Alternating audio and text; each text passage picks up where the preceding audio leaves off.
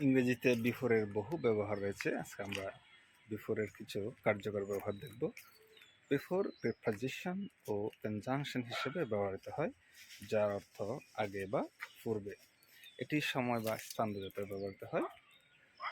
আমরা কিছু বাক্য যদি লক্ষ্য করি, যেমন সময়ের ক্ষেত্রে before going to bed I like to read a বুক।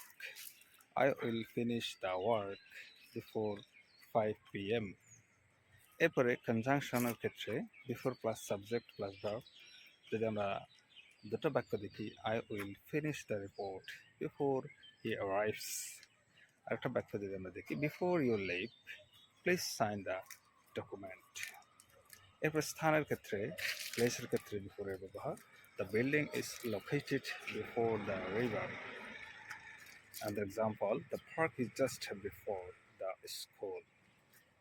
এরপর নেগেটিভের ক্ষেত্রে বিফোরের ব্যবহার, she didn't arrive before 9 p.m. I haven't seen him before today. Tips, before সময় বা কোনো কাজের আগে ব্যবহৃত হয়। আরেকটা শেষ বাক্য যদি আমরা দেখি, I hadn't seen him before today. Thanks for watching.